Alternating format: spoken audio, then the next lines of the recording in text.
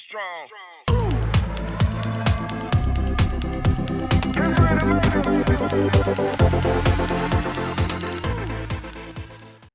Hello everyone, I hope you all are doing great and welcome back to the channel. I'm very excited about this DIY mod video because this is something which I've done for the first time. In this video, I'm going to be replacing the old radio and CD-ROM type of deck with a screen that is Carplay and Android Auto compatible. It also comes with an option of rear view camera, which I'm going to install in this video. I will be working on Toyota Prius, but the setup and installation is going to be same for all the cars out there. So if you don't have the new screens in your car and you're still using old model, this is going to be a very good video for all you guys. For this video, I got everything from Crutchfield and it costed me around $400 to $450, which is definitely a good deal. And it comes with all the instructions. It also comes with the customer support, so that if you run into any problems while installation, you can definitely call those guys and ask them.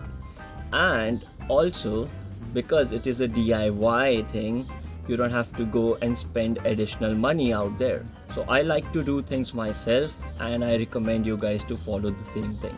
Without wasting any time, let's look at all the stuff that we have got from Crutchfield and let's get started with the installation. This is going to be a long one, and because I'm doing it for the first time, it is going to be a learning curve for me as well. So let's go. You'll need approximately 3 things. The first one is radio replacement interface, which is from Radio Pro 4.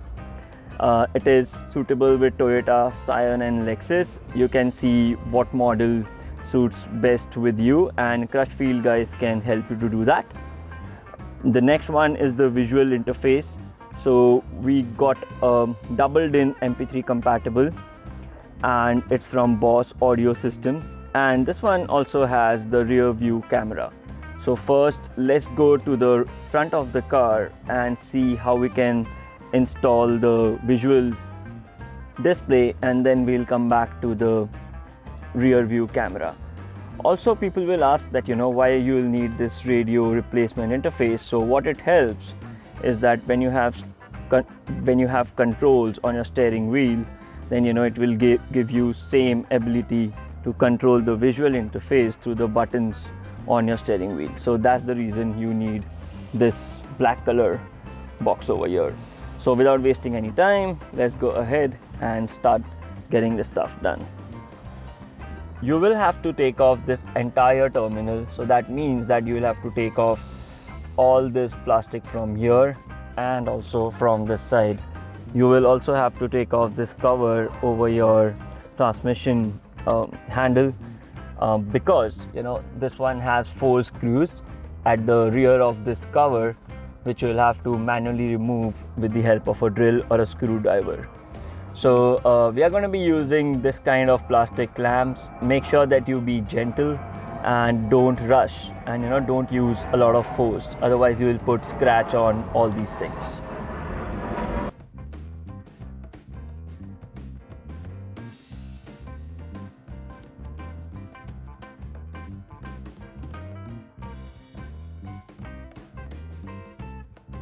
With some efforts, we have taken all the plastic paneling off from the console and also through the transmission panel.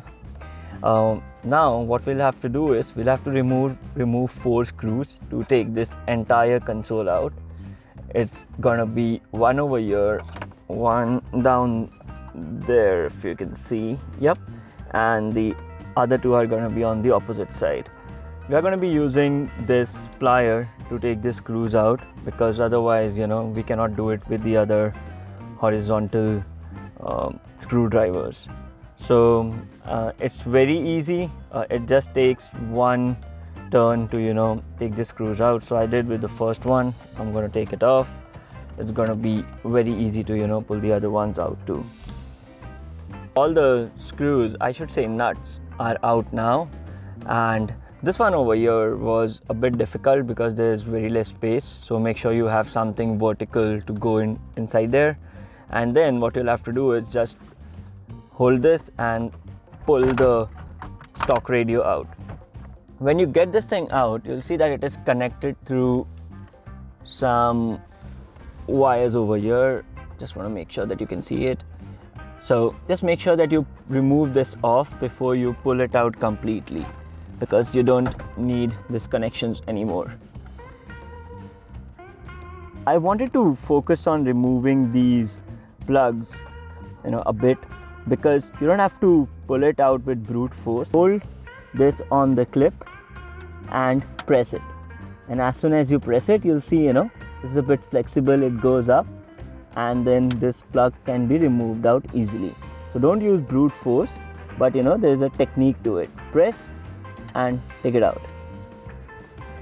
All right, so after about 1.5 to 2 hours of juggling with all the connections, we are finally done with all the hard setup of our radio replacement interface, our doubled in screen. You see it's all on and working, and then we have also programmed all the controls from the steering wheel, so everything is working fine. And if you can look at over here, there's no danger light which is coming, or there's no alert which is coming on the screen of the car. So if you look at over here, one thing you need to be careful about, that please make sure that when you connect two wires, make sure that you have used some kind of tape, insulation tape, or we have used connectors like this. So this makes sure that wires doesn't come off, because there can be risk of short circuit. The connections over here are pretty simple, but then because in some of the cars like this one, we had to get the navigation from actually the port which is beneath the steering wheel, and where if you go to a garage, people connect it to program your car.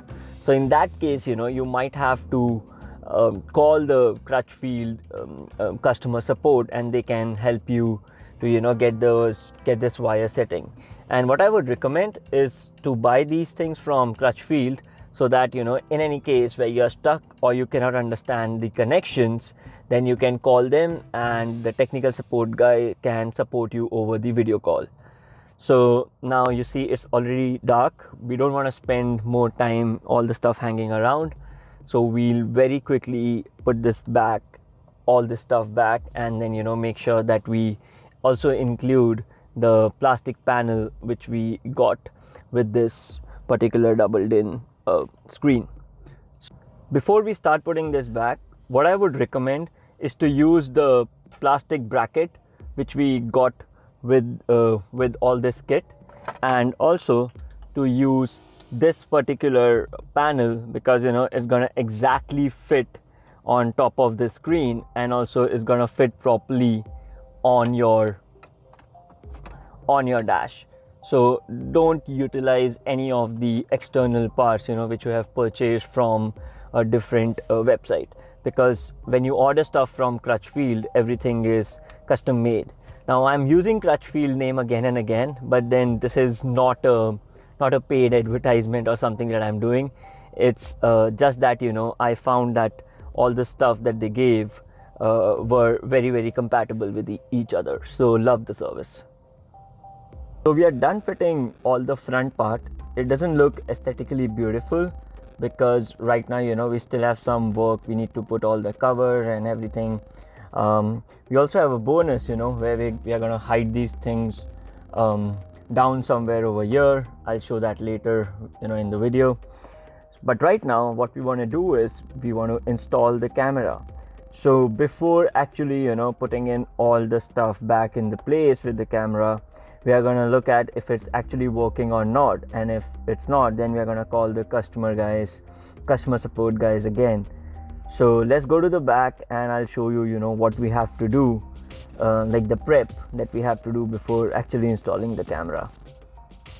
We're going to set up the camera over here somewhere, where it's going to perfectly hide between this nice shade over here.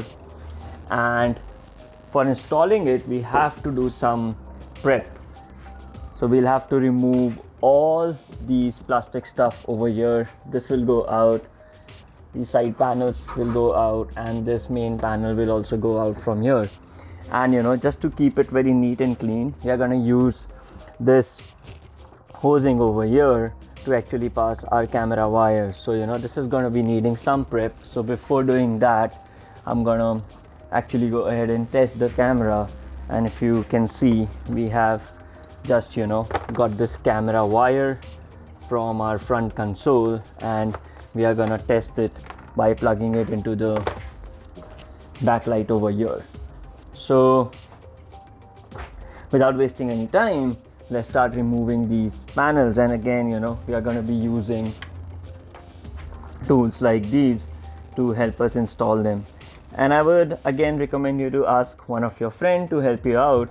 It's just going to make the process very easy and fast.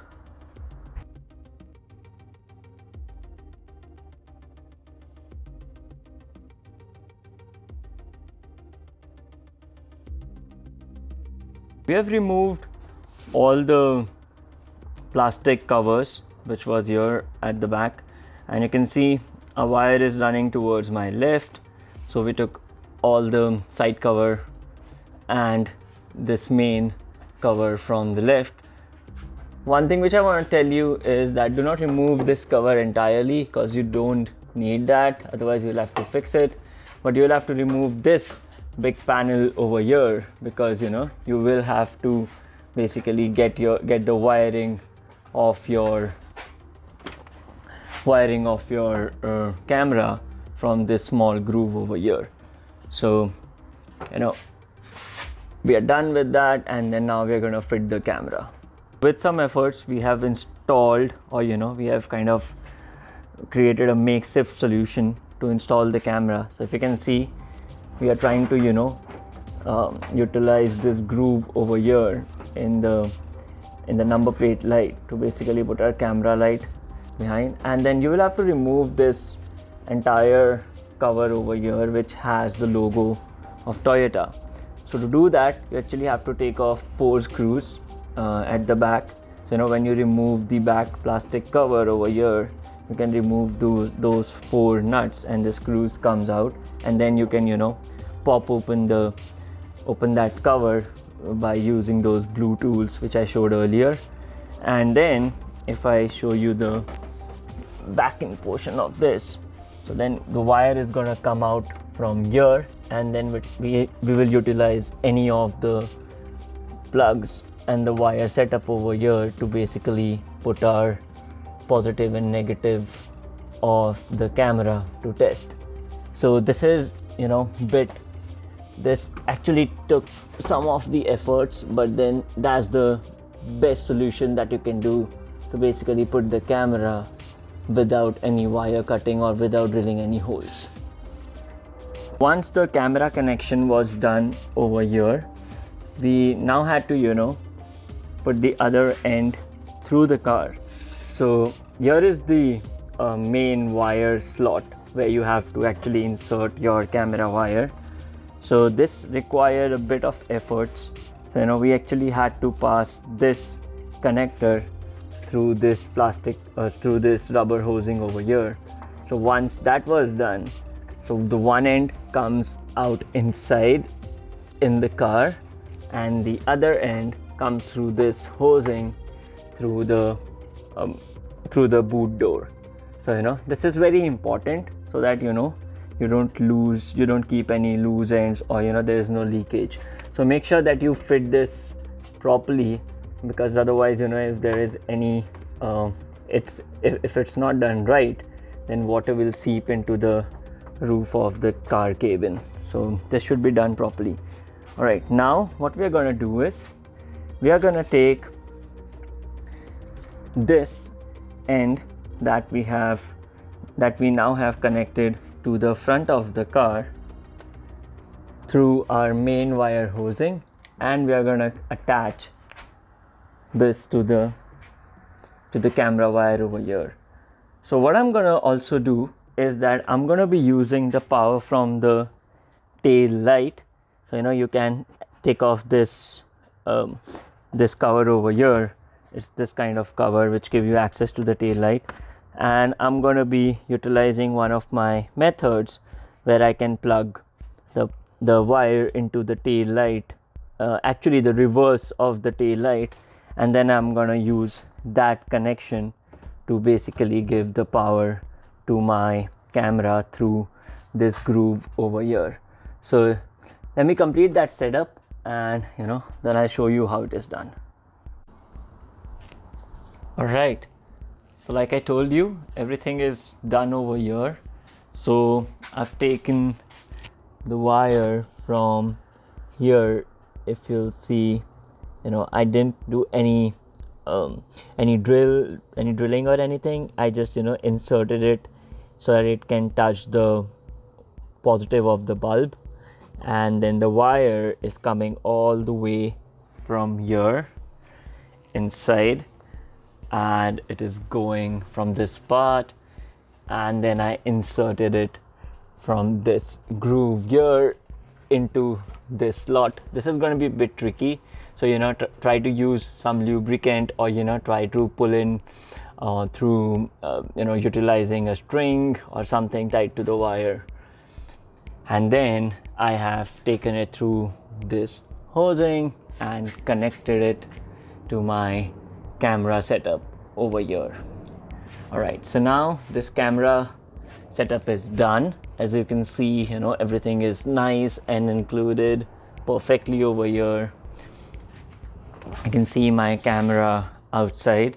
So now I'll fix this camera, and I'll also put the case back on this part, so that we can make it look nice with Prius branding. Okay, again, all you have to do is you have to first tighten this camera over here, including the 2 screws and nut and bolt, and then I'm going to be inserting the screw from the back of this portion and fix this, and the 2 other screws are going to be fixing this part over here and this one over here, and all these grooves are gonna be fixed using the plastic clips which is present on the back of the board. So let me also show you the board. So I'm calling it as a board, you can call it cover or anything. So you see here are the 4 screws which I spoke about, the 2 middle one for my button which is used to open the boot, and the one over here and the one over here. The rest other ones are just clips. So let's fix these, and I'm gonna show you after it's done. So the rear end of the car is done, and now we are going to be passing the wire from the camera to the front at the display. So I am trying to just hide it under these plastic covers as much as I can. So if you can see the one end of the wire, if you can spot the black wire is coming beneath this cover over here. Just be a bit gentle because of the airbag, and then I'm gonna be taking the wire along this line, and it's gonna flow through the plastic covers here, and then I'm gonna be putting it inside over here. So if you can see, you can just lift it using your hand, and then you can let the wire flow along the stock wires, and then it's gonna go through the same way in the front. You'll have to open the door and take off the cover over there, and then it's gonna be flow beneath the steering and right into the back of the display. Taking off these covers at the door panel won't take much of the effort. You can either use your hand, or you can use the blue color lever that we have been using all around. Okay, so as I explained in the previous part, all the wiring is now done, and if you can see, the wire is now passing from this front cover, and I've pushed it into the clip holder over here, and then you have to push this from beneath the cover over here, so that it can come directly underneath your steering control. Then what we'll do is we'll pass the wire very carefully, so that it doesn't interfere with any of the pedals. So okay, so I need to do this. So let me complete this and I'll show you guys. So one thing which I want to say is that when you order stuff from Crutchfield, the length of the wire from the camera is not enough to reach the front display. So you will have to order the external AV wire, which is the male to female, and also you'll have to order a wire of 24 gauge or something like that you can connect to the red wire, which is coming along with the camera wire. And then you have to push that wire through over here, and you can see this is my extra AV wire which I ordered, and I have pushed it into the rear camera input. And I also have this 24 gauge wire which I'm going to be connecting to the stereo 12 volt input, which is coming from the back of the brake light. So this is something extra that you will have to buy. I'll post the link of the stuff in the description. So let me connect all of this and let's get this working. All right, so everything is done and clear, and see how beautiful it looks. And then when I put the gear in reverse, you'll see that it gives me the image video from the camera on the screen here. So isn't it amazing? And you can do this in your own car by spending just around $400 to $500. So let me know your thoughts, and I hope you loved it.